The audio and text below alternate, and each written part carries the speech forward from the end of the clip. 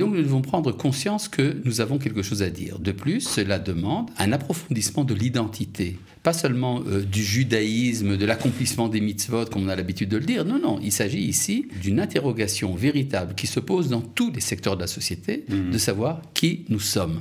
À partir du moment où nous trouverons des réponses à ces questions, c'est là que nous aurons l'assurance d'avoir quelque chose à dire à l'humanité.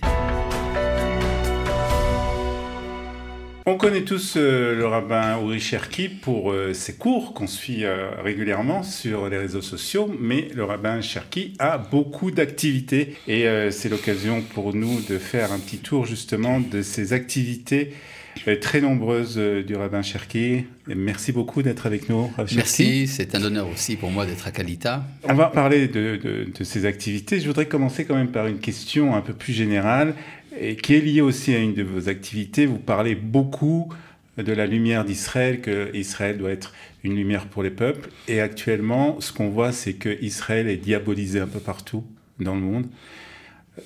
On n'arrive pas à voir vraiment, en tout cas peut-être que vous allez nous faire voir, comment Israël va devenir une lumière. Lorsqu'on parle d'Israël, quand on parle de génocide, on parle de famine, même si nous, on sait que c'est pas vrai. Mais dans le monde entier, si on ouvre un journal, première chose qu'on voit sur Israël, c'est ça. Alors, comment on arrive à faire le pont entre ça et Israël en tant que lumière de tous les peuples ? C'est merveilleux ce que vous dites. C'est-à-dire que quand on est diabolisé, c'est qu'on est important. Et surtout, si on est diabolisé mensongèrement, ça veut dire que l'on pose problème et qu'on ressent probablement de manière intuitive qu'Israël a quelque chose à dire. A quelque chose à dire non seulement pour lui-même, mais pour l'humanité tout entière. Et effectivement, on voit aujourd'hui que ce qui se passe sur la scène internationale, c'est un positionnement autour d'Israël. Ce positionnement n'est pas à sens unique. Il n'y a pas seulement la haine d'Israël, l'antisémitisme et l'antisionisme. Il y a également des prises de position pro-israéliennes et pro-peuple d'Israël. On pourrait dire que nous sommes dans une situation dans laquelle l'humanité cherche des réponses à ces interrogations et qu'une des éventualités, c'est justement Israël. C'est la raison pour laquelle Israël est soit attaqué, soit adulé, mais très rarement dans l'indifférence. Et donc, c'est quoi ? C'est un processus que nous sommes en train de vivre écoutez, l'histoire est un processus. Oui, l'histoire, il y a une dialectique historique. Et le fait d'abord le fait israélien, le retour d'Israël sur sa terre, est évidemment un élément très important du bouleversement des idées reçues. Ne serait-ce qu'au niveau de la théologie chrétienne qui continue à s'agiter dans l'Occident, pour l'islam évidemment, et de manière générale pour tous les hommes de bonne volonté, l'humanisme en général, qui se trouvent confrontés justement à une explosion de barbarie dans l'histoire du 7 octobre. Tout cela, effectivement, donne un sens à cet événement de l'État d'Israël et les péripéties qu'il traverse. Et qu'est-ce que alors Israël doit faire ? Ce qu'il fait aujourd'hui, c'est ce qu'il doit faire, ou il y a quand même quelque chose à changer par rapport pour justement devenir vraiment cette lumière des nations ? Disons que nous devons prendre conscience que nous ne sommes plus dépendants de la communauté internationale. Ouais. C'est-à-dire, de ce point de vue-là, l'État d'Israël récemment a fait figure de puissance locale avec des conséquences également au niveau de la scène internationale. Et donc, nous devons prendre conscience que nous avons quelque chose à dire. De plus, cela demande un approfondissement de l'identité. Pas seulement du judaïsme, de l'accomplissement des mitzvot, comme on a l'habitude de le dire. Non, non, il s'agit ici d'une interrogation véritable qui se pose dans tous les secteurs de la société, de savoir qui nous sommes. À partir du moment où nous trouverons des réponses à ces questions, c'est là que nous aurons l'assurance d'avoir quelque chose à dire à l'humanité. Alors justement, vous me tendez une perche, puisque c'est un peu ce que vous faites à partir de vos différentes activités. Une des activités, justement, c'est d'expliquer un peu qui nous sommes au peuple des nations, avec les Noach. Absolument. C'est-à-dire que, si vous voulez, le noachisme que j'encourage, que je développe dans l'organisation Brit Olam, si vous voulez, c'est la conséquence. C'est-à-dire, si nous avons quelque chose à dire, alors il faut le dire. Or, il y a dans l'humanité une attente de ce genre. D'ailleurs, c'est bien Jean-Jacques Rousseau qui disait « Ce n'est que lorsque les Juifs auront un État à eux que nous saurons ce qu'ils ont à nous dire. » Eh bien, il y a un État à nous et il faut savoir ce que nous avons à dire. Et nous avons des choses à dire.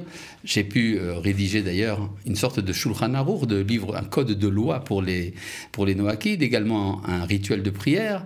Et nous avons également une sorte de tribunal noachide, un tribunal rabbinique qui s'occupe également des interrogations des Béné Noirs, des fils de Noé. Tout cela a des répercussions au niveau international. Je pense par exemple à quelque chose qui a été un peu occulté, mais c'est le président d'Argentine, Milei, qui, quand il a reçu le code de loi, était tellement content, c'est que lorsqu'il a quitté l'avion, et qu'il s'est rendu compte que le livre était resté dans l'avion, il a fait arrêter l'avion. Ah ouais. C'est-à-dire qu'il y a effectivement des répercussions au niveau de la réflexion identitaire dans le monde entier. Et effectivement, c'est ce que nous faisons avec les contacts que nous avons avec des dizaines de milliers de non-juifs qui se définissent comme étant noachides et qui nous posent des questions, qui fondent des communautés et qui sont en rapport avec nous. Alors on en avait parlé aussi, puisque vous étiez venu parler aussi de votre visite aux Émirats arabes. Absolument. Si je ne me trompe pas. Là aussi, c'est une activité aussi importante. C'est par rapport aussi aux non-juifs, justement, mais plus dans le monde musulman. Alors, dans le monde musulman, nous avons une approche tout à fait différente. Ouais. Comme je dis d'ailleurs à nos amis noachides d'Europe ou d'Amérique, qui me demandent pourquoi est-ce que vous avez une attitude différente par rapport à l'islam, je dis parce que c'est une affaire de famille. Une affaire de famille, ça se règle en famille. C'est pour ça d'ailleurs que les accords sont appelés les accords d'Abraham, ce n'est pas pour rien. Les différents contacts que j'ai dans le monde musulman un peu partout me parlent d'une paix abrahamique. Et ça demande d'avoir le courage d'entrer dans les profondeurs des dogmes musulmans qui desservent très souvent justement l'islam. Et par respect ou par timidité, on a l'habitude de mettre ça un peu à l'écart, de ne pas trop parler des dogmes fondamentaux, mais il faut justement en parler pour régler une bonne fois pour toutes le problème de l'amitié entre Israël et Ismaël. Alors c'est ce que vous faites, et pour tout ça, il faut qu'il y ait, on va dire... des penseurs, ou en tout cas des responsables ici Absolument. De la pensée israélienne, la pensée juive. Et là aussi, c'est une activité que vous avez développée ces dernières années, depuis 6 ans déjà. C'est une école de pensée juive. Alors ça, absolument, oui.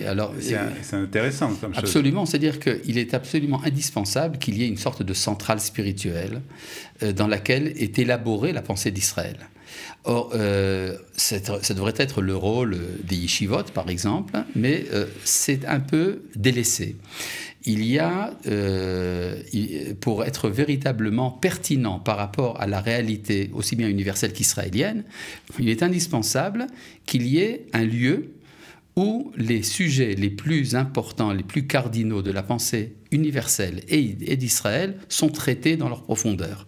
C'est pour ça d'ailleurs qu'on explique vraiment quels sont en profondeur. Absolument. C'est pour ça d'ailleurs que cette école s'appelle en hébreu Bet HaSefer HaGavoa LeChochmat HaEmuna, c'est-à-dire l'école supérieure de la sagesse de la foi. C'est-à-dire, alors qu'en général, on distribue la sagesse dans les universités et la foi dans les yeshivot, là, le présupposé, c'est que la foi d'Israël nous enseigne à penser.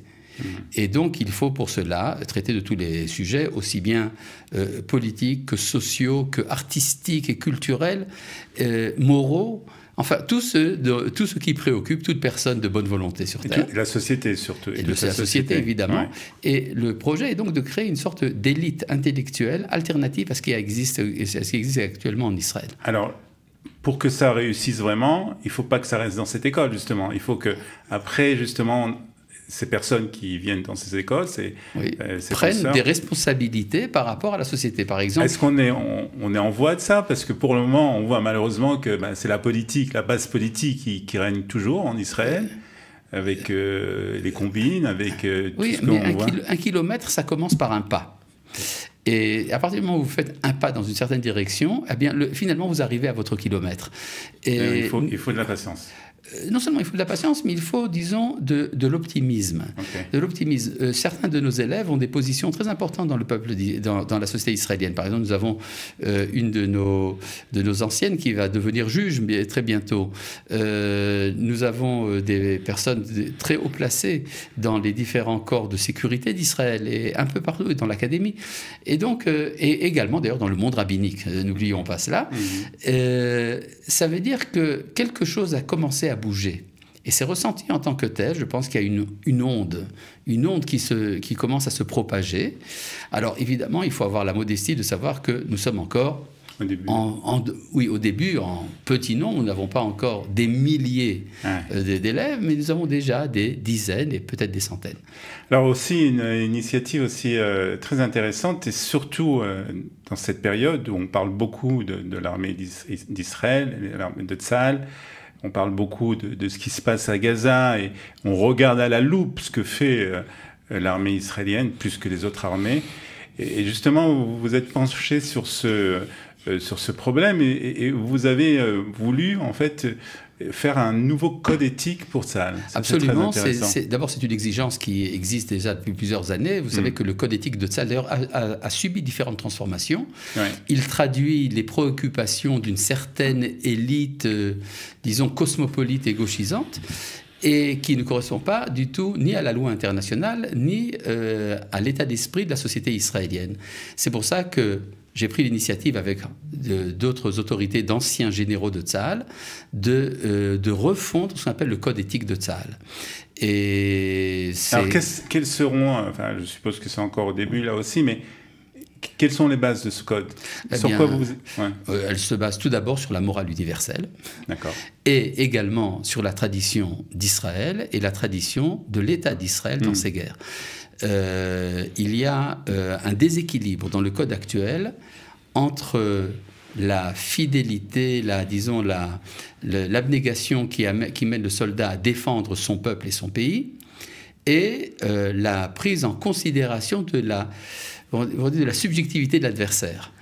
Et c'est ça qu'il faut, disons, remettre en place. Alors, une question, bien sûr, que vous allez devoir résoudre, en tout cas soulever dans ce code éthique, c'est la question des otages, qu'ils soient militaires ou non. Écoutez, le problème des otages est un problème tout à fait différent. C'est un problème de stratégie politique. C'est quelque chose qui concerne, si vous voulez, la politique gouvernementale. Quelle est la finalité d'un conflit? Est-ce qu'il s'agit de donner la place absolue à l'individu avant toute chose, ou bien au devenir de la société? Il est évident que nous voulons tous le retour des otages, mais nous voulons également la victoire sur Hamas. Pas par esprit de vengeance, mais par responsabilité morale. Et cette responsabilité morale exige de notre part d'assumer notre rôle. Or, notre rôle, c'est la lutte du bien contre le mal. C'est de ça dont il est question actuellement. Et si le Hamas n'est pas complètement démantelé, ça continuera à alimenter l'espoir de l'islam d'en finir avec Israël. Il faut absolument briser cet espoir. Mais alors, lorsque vous dites ça, est-ce qu'on ne risque pas d'avoir des soldats ou même des parents qui disent « dans ces cas-là, moi, je ne suis pas intéressé à envoyer mes enfants à l'armée parce que, bon, d'abord, c'est sûr qu'il y a toujours le risque qu'ils tombent au combat, mais que s'ils sont pris en otage, l'État d'Israël ne fera pas tout, justement, pour Si, l'État d'Israël fait tout, justement. La victoire contre le Hamas, c'est ça qui s'appelle tout faire.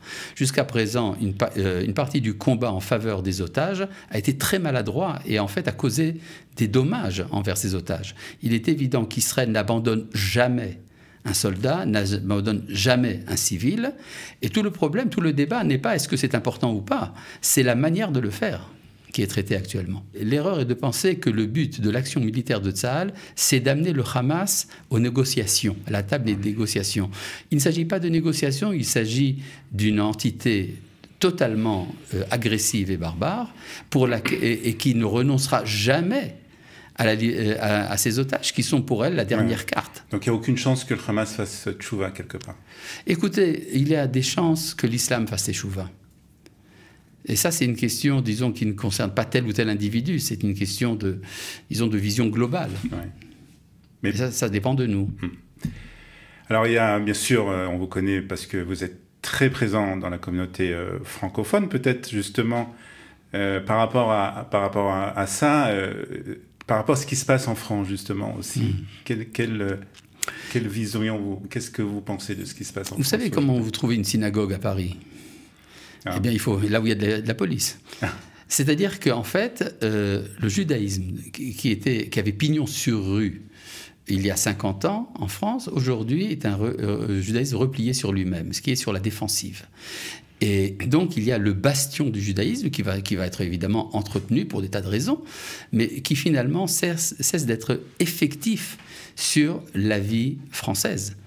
Alors évidemment, il y aura toujours des activistes qui vont tout faire pour défendre Israël, pour rétablir l'ordre dans la rue en France. Mais il faut savoir qu'à longue échéance, nous sommes en fin de l'histoire du judaïsme européen. Ouais. Donc, il n'y a plus beaucoup de chances que ça continue, vraiment. Disons que vous pouvez continuer à vivre en France, mais alors vous vivrez à la manière d'un dhimmi, c'est-à-dire comme les protégés de l'islam, alors vous serez protégés par la France. Très bien. Donc tout ça, ça vous laisse du temps quand même pour... ça ne vous laisse pas beaucoup de temps, je vais dire, au contraire. Écoutez, il faut savoir s'organiser. D'accord. Je fais encore beaucoup d'autres choses. J'écris des livres, oui. Je suis rabbin de communauté, j'enseigne au Mahon Meir. Enfin, il y a beaucoup de choses qui se font. Et je suis en train également d'organiser une soirée de gala pour de soutien aux activités de l'organisation Brit Olam. Le 9 septembre prochain, à l'hôtel Ramada à Jérusalem, il faut s'inscrire. Vous avez le lien. Il faut s'inscrire à l'avance, payer à l'avance. Et nous aurons non seulement une soirée de soutien, mais également une soirée dans laquelle nous exposerons les différentes activités et les espérances qui en ressortent. Et il y aura un côté artistique aussi, avec il y a des invités, bien sûr, le chanteur Nathan Goshen, mais aussi des invités rabbiniques comme le Rav Léodi. Oui, absolument. Qui est connu pour son activité, disons, même très cosmopolite, et qui entretient l'espoir de créer un centre mondial de Brit Olam. Très bien. Également, nous aurons la présence de l'ancienne ambassadrice d'Israël au Royaume-Uni, Tzipi Hotobeli, qui est en train de finir sa carrière. Également, Dror Idar, qui était ambassadeur d'Israël en Italie. Très bien. Et donc, nous aurons... Oricher, qui vient oui, évidemment. Très bien. Donc, le 9 septembre, à l'hôtel Ramada, il faut s'inscrire. On mettra tous les renseignements, bien sûr, dans le petit pitch qui va accompagner cette émission. En tout cas, je vous remercie d'avoir fait comme ça un tour de vos activités, et puis aussi un petit tour aussi de l'actualité, et de parler des sujets importants de la société israélienne. On aura bien sûr le plaisir de se retrouver et d'en reparler très prochainement. En tout cas, merci d'être venu dans notre studio. Rav Uri Cherki. Shalom, shalom.